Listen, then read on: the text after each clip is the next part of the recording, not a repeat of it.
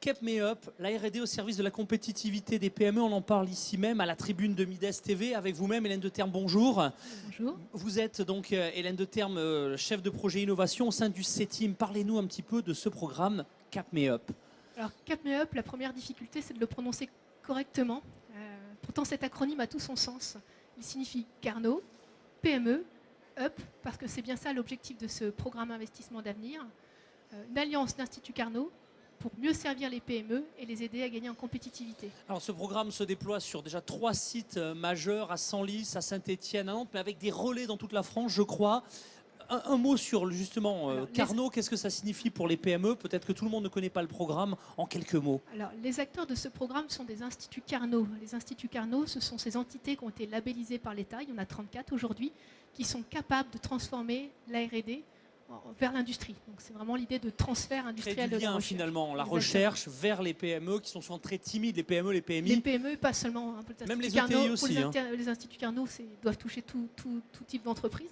Plus spécifiquement sur Cap Me Up, c'est 3 instituts Carnot qui se sont alliés, le CETIM, le CEALIST et l'Institut français du pétrole et des énergies nouvelles. Donc ces 3 instituts Carnot ont décidé d'allier leurs compétences, leurs ressources, leurs moyens pour mieux répondre aux besoins des industriels. Quelle est l'ambition du programme d'investissement d'avenir spécifique, donc PME Cap Me Up? Alors, le programme Cap Me Up part du triste constat que les PME françaises ne sont pas suffisamment innovantes, elles ne sont pas jugées suffisamment innovantes. Pourtant, elles ont des idées. Elles ont des idées, elles ne sont pas toujours en lien avec la recherche finalement. Alors, elles ont des idées, parfois en lien avec la recherche, parfois moins. Leur difficulté, c'est surtout d'arriver à transformer ces idées en un produit industriel. Et pour une PME, ce n'est pas facile de faire ça parce qu'elle n'en a pas forcément les ressources matérielles et humaines.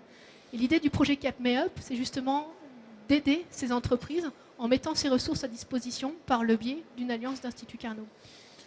Très bien, c'est très clair. Autre question, qu'est-ce que offre concrètement ce programme à des PME et comment ça va leur permettre finalement de gagner en compétitivité? Alors pour arriver à notre objectif, les 3 instituts Carnot ont décidé de déployer un plan d'action en 3 axes. Premièrement, puisque les entreprises ne travaillent pas suffisamment avec nous, elles ont peut-être peur de nous, elles ne nous connaissent peut-être pas suffisamment bien, on n'attend pas qu'elles viennent taper à notre porte. C'est nous qui allons rencontrer des décideurs d'entreprises pour évoquer avec ces entreprises leurs problématiques, leurs enjeux de compétitivité, leurs défis technologiques et échanger avec ces entreprises sur ces sujets et proposer, si cela fait sens, un accompagnement Carnot. Ça, c'est le premier item. Deuxième item, on met à disposition de ces entreprises ce qu'on a appelé un service accompagnement innovation. C'est-à-dire qu'on va au-delà de la technologie et qu'on propose des briques qui permettent vraiment de passer d'une idée à un produit industriel. Ça peut être de la veille marché, de la veille technologique, de la propriété intellectuelle. Et enfin, troisième item du projet, on met à disposition des PME, des TPE, des ETI, 3 plateformes qui ont été pensées, conçues pour elles, pour les aider, pour faciliter l'introduction de technologies dans leur entreprise. Ces 3 plateformes portent sur 3 domaines qui sont jugés phares dans le manufacturing, la robotique, le contrôle non destructif et l'intégration système. On va maintenant découvrir en images, je crois que vous avez préparé un certain nombre de vidéos. Quel est le contenu des plateformes donc manufacturing mises à disposition des entreprises en images, je crois? Alors, oui, plus particulièrement sur ce projet, on s'est dit qu'il serait judicieux de mettre en place des plateformes qui sont pensées, conçues et à disposition des PME pour faciliter leurs décisions d'investissement. L'idée, c'est d'avoir un lieu sur lequel on va regrouper à la fois du matériel, des moyens humains, des méthodologies qui vont faciliter l'introduction de certaines technologies dans les entreprises. Et on a opté pour 3 technologies phares, la robotique, les contrôles non destructifs et l'intégration système. Donc nous avons deux vidéos qui illustrent 2 plateformes. La première vidéo, elles vont apparaître à l'écran dans un instant. Concerne la plateforme en robotique. Alors la robotique, elle a beaucoup évolué. Quand on parle robot, on imagine encore les sites automobiles avec des lignes robotisées, caractérisées, des grillages partout. Il faut savoir qu'aujourd'hui, les robots, d'abord en termes de coûts, ont beaucoup diminué et qu'ils ont évolué. Vous voyez, les robots maintenant peuvent travailler en interaction avec un opérateur, il n'y a plus de grillage autour.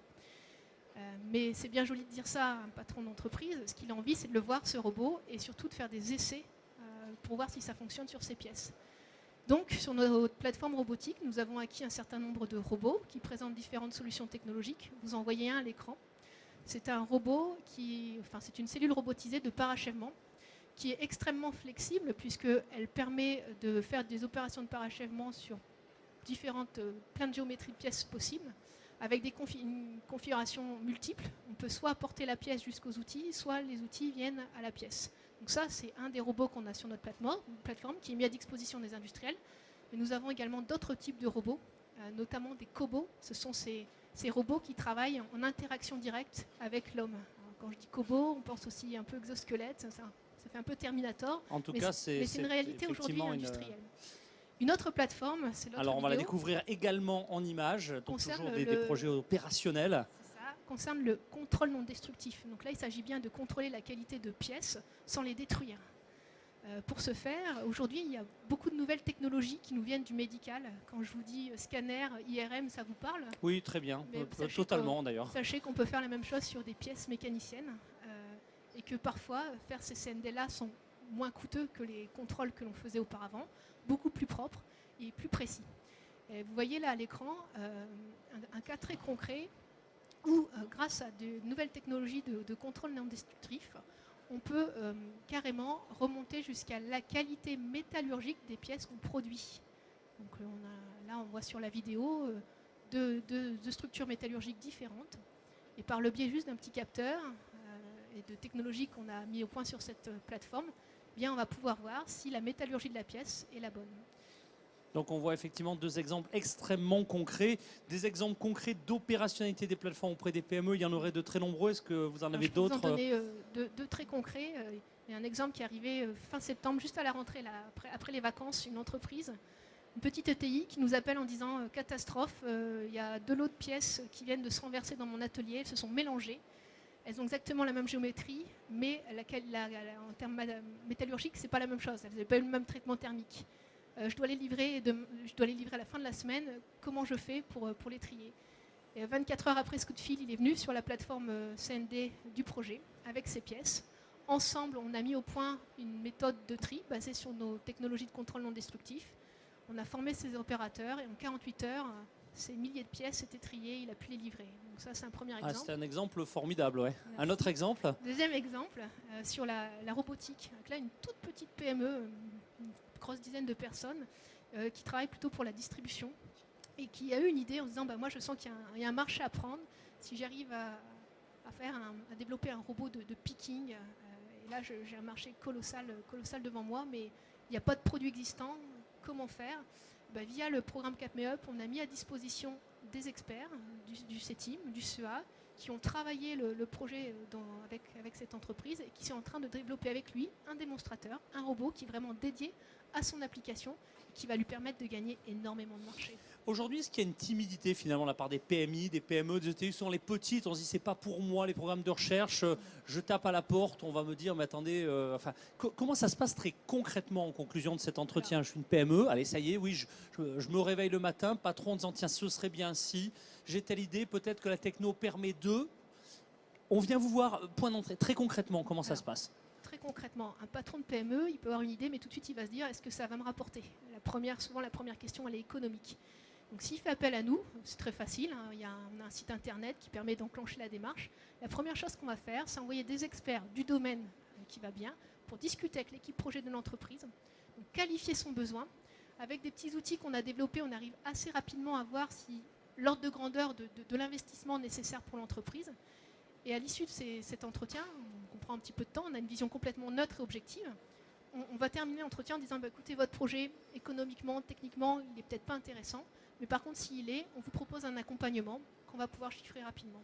Et par le biais de nos plateformes, il va pouvoir vérifier que tout ce qu'on lui a dit marche en mettant concrètement en œuvre les technologies. Écoutez, c'est effectivement passionnant. N'hésitez pas, Hélène de Terme, à revenir quand vous voulez parce qu'on voit bien que les programmes d'accompagnement existent. Ils sont musclés, les innovations sont là, elles bougent en permanence. Et manifestement, eh bien, il existe au sein du CETIM et de ce projet CapMeUp des réponses très concrètes. Merci très sincèrement d'avoir participé. Revenez quand vous voulez à l'antenne de Midas TV. Au revoir.